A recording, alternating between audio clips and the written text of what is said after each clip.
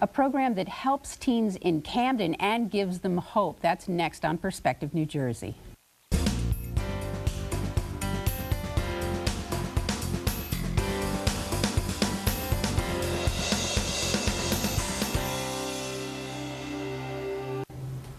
Hi, I'm Nora Mushanek and welcome to Perspective New Jersey. You know, it's tough to be a kid in Camden. Half of all students live in poverty and the dropout rate for high school students is around 70%.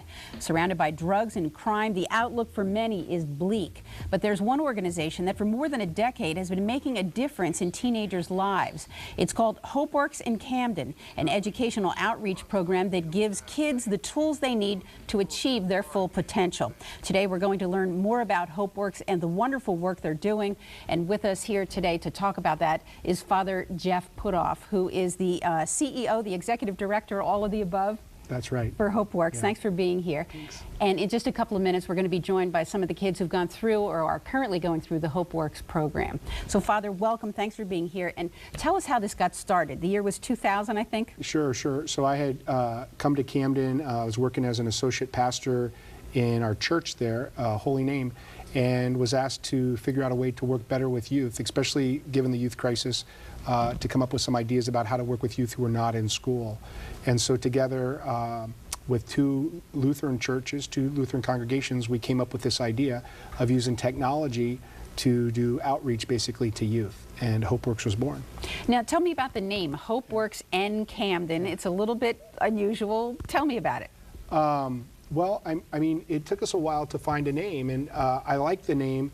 It reminds me of Waterworks. That Hopeworks is like a factory where there's hissing and steam, and you have to adjust things, because it's actually about the creation of hope. So it's also that hope does work when people have it, but it's also that you have to work at hope. So we kind of play with that a little bit, and it's been a really good name. Now, what was the thinking when you decided that you were going to focus on a certain age group? Why did you do that? Well, we primarily work with 14 to 23-year-olds who are not in school. That's where we began. And we do that because they're the most distressed group of youth that are in Camden right now. And they lack the hope, the possibility of futures that are full and bright and full of life, just because of all the things that have happened to them. Oftentimes when we find a 17 or 18-year-old who comes to our program, they come with a 7th or 8th grade reading or math level. So they're already behind a lot in their studies, and there's nothing else for them as they move into adulthood. So it's really not true, I guess, in a sense, to say that we work with kids. We work with young adults or people who are becoming young adults. And it's a situation that's dire. And we've chosen to work at the place where it's most difficult. That's why we do it. There's a great need. You said the situation is dire. Paint the picture, if you will, for people at home who may not know what it's like for a kid growing up in Camden. What are they facing? I mean, when we look at these numbers about crime and the dropout rate at 70%, what's life like? Life is hard. Endemic poverty is very difficult. You're not sure, where your house is, how you're going to keep your house, your food, security, these kind of things come from. I think when you look at all the drugs that are in Camden, people have easy money. They're making a lot of money really fast, but as we say, it either is going to lead you to being killed or it's going to lead you to jail. It's not a real future or a sense of hope. I think the other tough thing is that many families are broken, and so I think about a flower pot and how important the pot is in order to contain the flower so that it grows. And if you took all what was in the flower pot and threw it on the ground, if you got rid of the pot, the flower would die. And my sense is that that youth lack really good pots or structures that allow them to thrive. And so what we do at Hopeworks is we try to create a structure, a container, so that youth can thrive. So when I think of what poverty does to people, it traumatizes them and it makes it really difficult to do anything but survive. Thriving is oftentimes not part of the equation. And you're focusing specifically on African American teens and Hispanic teens. Well, actually, we're focusing on any youth who's interested in thriving. And in Camden, the majority of youth who are there are African American or Latino. So we're not exclusively to that, but that's the population we serve. Gotcha. Now, we have a video that was produced by Hopeworks, I believe, and it's called One Day. And we have a little clip of it because I want folks at home to meet the kids that we're talking about and hear about their dreams and aspirations. So take a listen to this. One day I'm going to be a psychologist. One day I'm going to be a veterinarian. One day I'm going to own my own business. One day I will have my degree from Rutgers. One day I'm going to be the best auto technician. One day I'm going to have 3 kids, live in this big mansion in the hills of LA. One day I want to live in Dallas. I'm a huge Cowboys fan, and I'd love to be in that hometown. I actually see myself back in Camden as a social worker having family here. I want to help the kids in Camden the way Hopeworks has helped me. Now, so much of the poverty and the neglect and the crime that you've been talking about takes hope away from kids. And talk about how it's your mission to restore that, to give them hope. Well, what we do when a youth comes to us is we ask them what do they want to work on, what's their dream. So we talk about dreams as dynamic, realizable efforts to achieve and maintain success. So it's really clear that in Camden you can work towards a lot of things. A lot of the offerings of Camden, though, are not good things. And what we try to do is actually partner with the youth around something that's positive and future-filled. And so youth come to us and they say, I want to go to college. And so what we do is then we say, well, great, let's make a plan. And we call that formation. And we create a plan that has lots of steps in it so that they can get there. We also have a technology training program that allows youth to begin to learn technology so that they can experience themselves as real, true learners. In a sense, it's a recovery of their ability to learn that oftentimes has been damaged or lost because of their experience in education. They don't believe that they're capable of learning. They don't believe that they're capable of actually going back to school, especially when their experience has been that they've been failed out, they've been dropped out, they've been left out, they've been told, they've been expelled. We have to overcome that. And so the way we really do that is through real hard work of doing a training program that empowers youth to see that, wow, I can learn, in this case, website design and development. I can learn that. If I can do that, I can do something else. So it's all about creating a system that scaffolds a learning around a youth so that in a sense that they recover their ability to thrive. And we're going to go into the details of the programs you offer in a little bit, but what you're talking about for many of these kids is life-altering, is life-shifting, correct? Absolutely. I mean, it's the ability to see myself and a future and begin to connect with opportunity in a way that allows my future to unfold, as opposed to living day to day and living in a way that I'm not sure what's going to happen next week, let alone tomorrow. So I'm filled with a lot of anxiety and worry.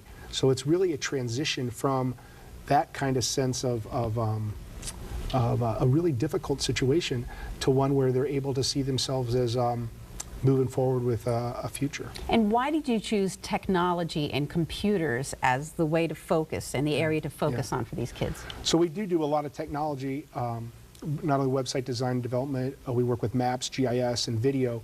What's great about technology, one is that people say it's really important to know for the future. What I like about technology, though, is that it gives immediate feedback to youth.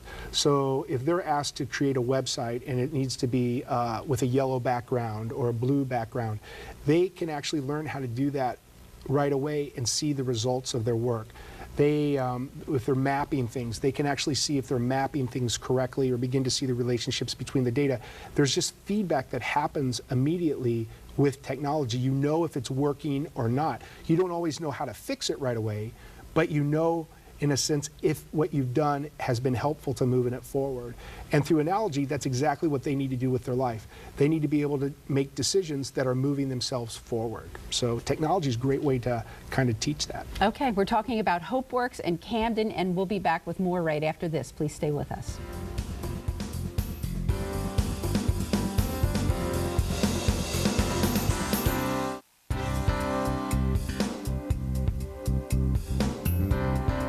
Hi, welcome back to Perspective New Jersey. We're talking about Hopeworks in Camden today. It's an educational outreach program to teenagers and youth. I want to get that right. And we have some folks joining our conversation right now. First of all, we have Louis Edwards, who is a youth trainee, and we also have Yesenia Nieves, who is with Hopeworks in Camden and went through the program. So I'm very interested to hear both of your stories. And Louis, I want to start with you, if I can, first. You're a youth trainee. Tell us what your story is, your situation. Well, after I got out of high school, I wanted to go to college and pursue my dreams, and I wanted to get a job. Only thing was, it was more difficult than I thought. So I heard about Hopeworks, and I said, this is a better way for me to get what I wanted. Now, how did you hear about Hopeworks? I was actually looking for a lot of help, and I would say a mentor of mine, he pointed me in the direction of Hopeworks, and I said, nothing else was working, this has to help me. So talk about what the program did for you, or how you were drawn into it. It was actually a lot of people, a lot of young trainees there. They said this is a good transition for you. So I said, maybe this should help me. And so talk about what you're learning and what you're working on now that you're there. I'm basically learning web design, which is something I never thought I'd actually get into, and I actually kind of love it too. What do you like about it? Let me ask you. There's a lot of challenges in it actually, and it helps you to show how you are learning, and it shows that you are learning. Now, Father before was talking about how the computers are a good way because you can learn something, you can have an instant result, you can see that you know how to do it or you don't know how to do it, and you can learn how to do it. Right. Has that been your experience, that it's like instant? Constant, and I actually love that experience too. Tell me about it. Well, there will be some difficulty. I won't know what it is, but if I keep at it, I'll be able to find what my mistake is and be able to fix it, and that's what I love about it. Now, Yesenia, let me draw you in here. Tell us about your story, and you've been through Hopeworks and back. Tell us about that. Well, I actually started Hopeworks the summer before my freshman year of high school. So it was 2003 to 2005. I was there for almost 3 years, 2 years.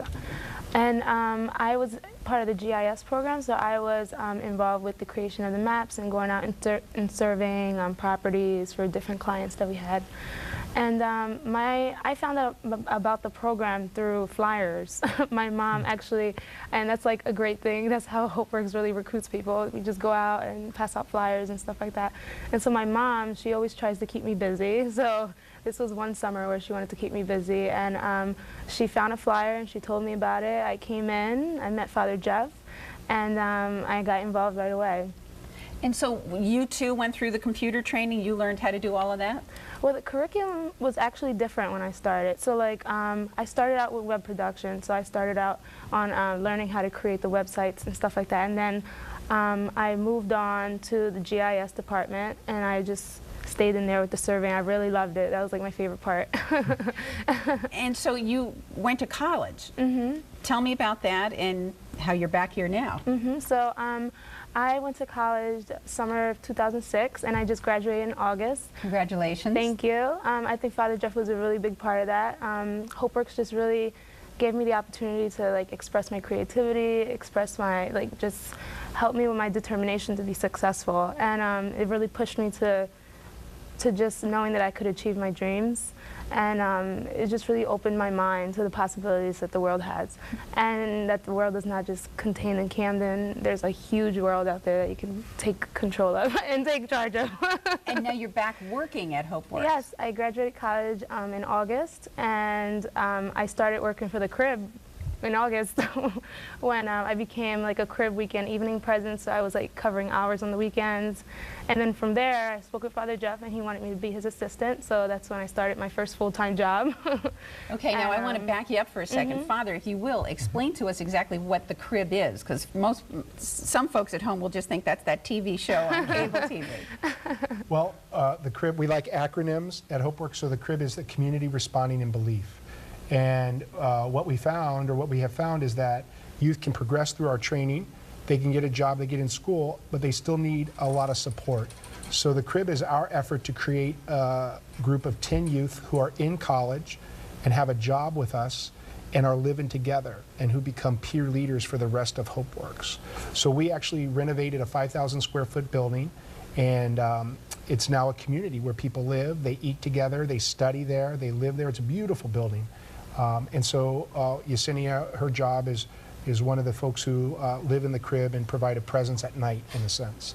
So, what are the expectations, or are there rules and regulations if you're living in the crib? For the youth who live in the crib, yes, they have a curfew. Their curfew is like 11:30 on the weekdays, 1 a.m. on the weeknights.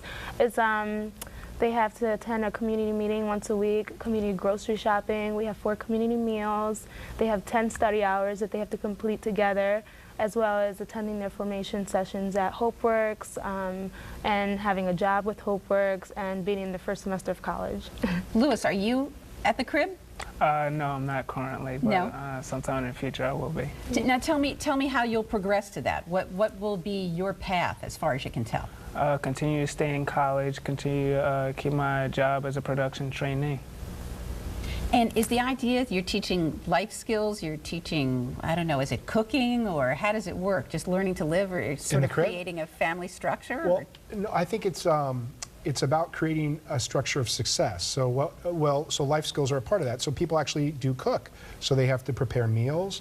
They have to take care of a beautiful house. We have a garden where we raise fresh vegetables. But I think more of it is about how you, or what you need in life in order to continue to make the positive choices that you need so that you can move towards your dream. And the crib is about surrounding people with some positive energy to continue doing that. Now, that's Yesenia, what it's about. I'm sorry, you lived through this, you lived there, so tell me what kind of a difference it made for you. It gave me the opportunity to actually like watch them from when the youth first move in and the way they progress over the months. So like when some people move in, you know, they've never been out, they never moved out of the house before. This is their first experience outside of their home. A lot of them were nervous about cooking, so like it was just really, it was even just the community meals, like it was so wonderful just seeing like everyone work together. Oh, you've never cooked before, so we'll help you. We have so many cookbooks in the kitchen, so we all just worked together for that, and it really made the youth as well as the staff who lived there became like family, and it was really like a wonderful structure, like just beautiful. Lewis, I see you shaking your head. Tell me what's going on in your mind. Because when I first went there, I wasn't really big, like I didn't really know anybody, but as the months progressed, she's right, we did become like a family. And what does that mean to you, to have that happen? It means that you're able to get to know people and you would want to reach out. In a way that maybe you wouldn't have before? Yeah. Yes. And what kind of a difference is that for you in life?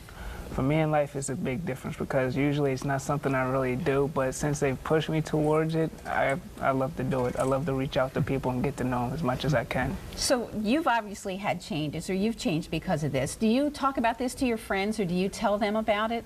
Yes, whenever they ask me, like, what are you doing, I'm like, I'm working at a program in Camden, you should come. And they'll ask me what it's like, and I'll tell them as much as I can about it, and they seem that they would like to join it too. Do you see it, and do they see it as a way out, as a path out to a different kind of life? I wouldn't really know because I don't know how, like, if they would think that much about it, or if they want to, about the program. Like, I don't really give them the full aspect of the program, but I do tell them about it. All right, okay. We need to take a quick break, and we'll be back with more about Hopeworks in Camden right after this. Please stay with us.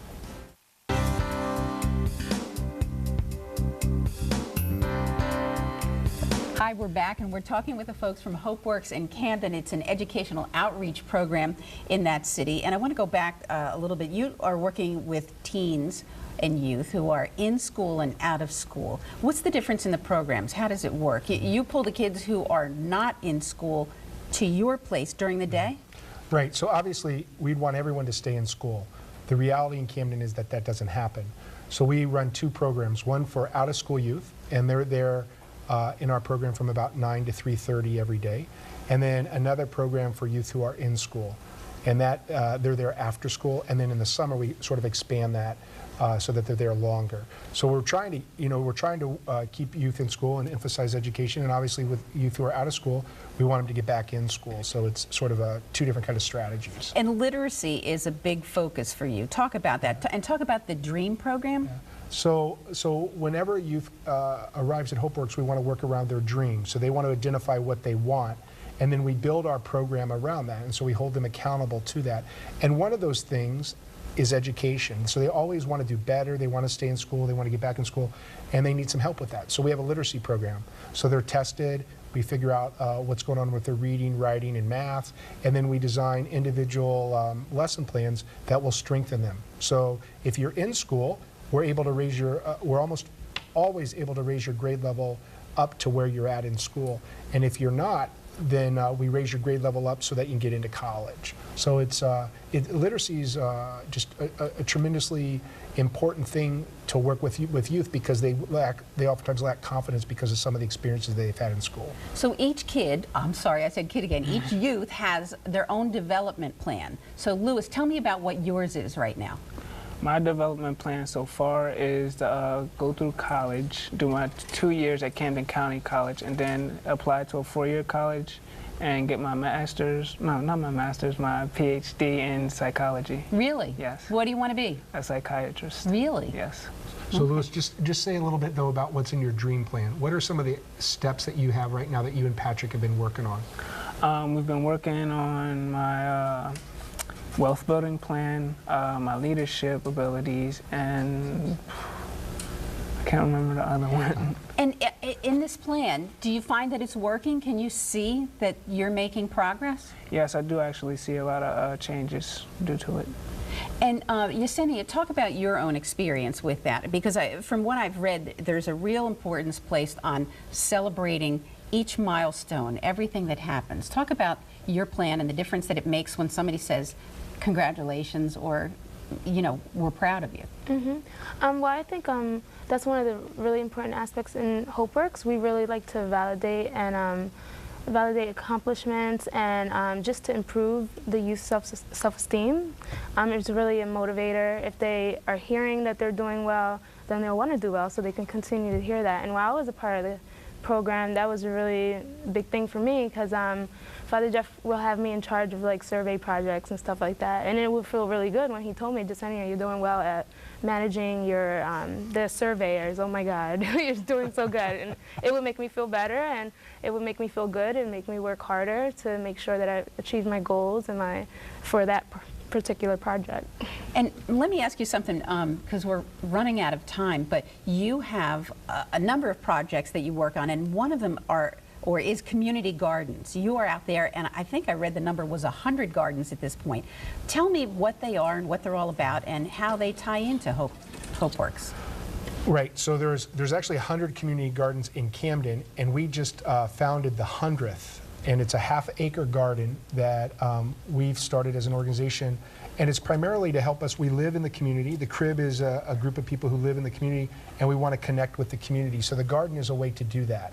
So it's an organizing project that allows all different people to interact, to have healthy food, to learn about good food, to grow essential food that would cost money and other places might not be available. But more importantly for us, it's a way to create community. And get your hands dirty, of course, at the same time, right? We only have a minute left, but you depend on the kindness of others, basically, right? You have corporate sponsors. Talk about the importance of that and what you need to keep Hopeworks going. Sure. Well, the number one thing that we need is passion, and we look to connect with youth and staff who are passionate, and our supporters are passionate. And we've had tremendous success. We just had a golf tournament where we did really well, and it was because of the passion of our volunteers. The community garden is another example of where passion is. People support us through financially, so we have a program this summer where we're going to provide 25 youth jobs, and people have provided the funds to do that. We also have businesses. So people support us by actually buying our product. It's a needed product. We've created over 300 websites for folks. All right. Well, I want to thank you all. We're out of time. It's been great, and keep up the good work, okay? Thank you. Thanks so much. That's it for this edition of Perspective New Jersey. I'm Nora Mushanek. We'll see you again next time. So long.